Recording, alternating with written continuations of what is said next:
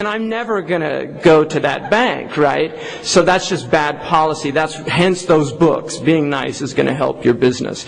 But, I went across the street and asked for a change for 20, and this lady smiled and gave me, I wanted to sit down and have a cup of coffee just because she gave me change for $20. That's what it does to hearts.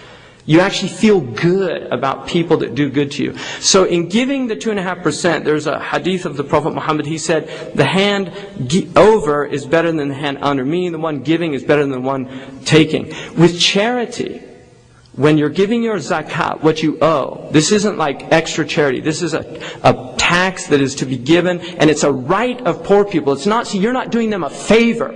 It's something you owe those poor people. In the books of Islamic jurisprudence, you're supposed to offer it with your hand under, so that they take it over. Because they are doing you the favor. You're not doing them the favor. They are doing you the favor by enabling you to purify your wealth. Because the word zakat means to purify in Arabic. And the idea is that in accruing wealth, you will accrue wealth that is not healthy money. There's a percentage that's just going to be dishonest, or there was some... And that, giving back to those poor people, is a way of purifying your wealth. The same root, zakat means to grow. So it actually helps your wealth grow. The word in Arabic for being a miser, mumsik, is the same word for constipated. Right? Really, it's the same word. The word for pure gold is the same word for meconium stool, which is the first stool a child has. Right, in Arabic, iqi, which it means pure gold. It's the same word for a baby's crap.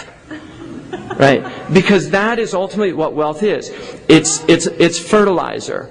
You spread it around, and wonderful things come forth from the earth. You keep it all in one place, and a foul stench emanates from it. And that's the nature of this wealth that we've got. We've got a handful of people that are controlling the majority of the world's wealth. And it's absurd, it's obscene, and ultimately it's creating immense social instability. I'm on the C100, so I go to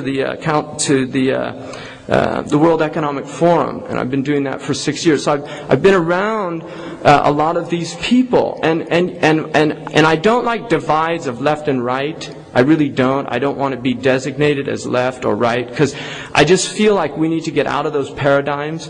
Anybody who studies social psychology will know that people do those automatically. It's not about choice. It's really about social programming. It's the way we've been designed. And once you realize that, there's something absurd about partaking in that type of stupidity of just falling on one side or the other. Should it be 1% or 2%? People will always do that. And what we really need to do is elevate people to get out of these paradigms. These are paradigms that are really causing an immense amount of problem for us on this planet, in this country. I'm very happy about this, because I think what Michael said about, to hell with realism, or realism, the word in Arabic for real is the same word for a name of God, al-haq. God is real. And another word for God is Al-Karim. There's 99 names in the Islamic tradition. Al-Karim means the generous one. And in the Quran, there's a verse, and it really is, it's a question. It's in a sense a rhetorical question, but it says, Ya ayyuhal insan, ma gharraka bi rabbika al-karim. O human being, what has deluded you about your generous Lord? What has deluded you about your generous Lord? Why aren't you recognizing the generosity of what's been created for you? And one of the commentators of the Quran said that God gave the answer in the question. It's your generosity that has deluded us.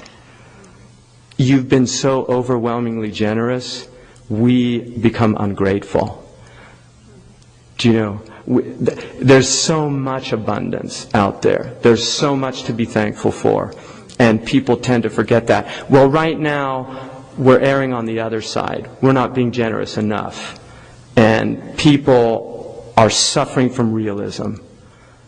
They're suffering from realism. And I think it's time for a little bit of the delusion of hope. just the delusion of hope. Because even rats, they've done these experiments of rats and timing. I mean, it's amazing who thinks of these things, but just timing how long a rat can survive swimming in a pot of water before drowning. And so they'd find it on average was about 7 minutes. So what they started doing, about 6 minutes and 50 seconds, they would pull them out. And what they found is that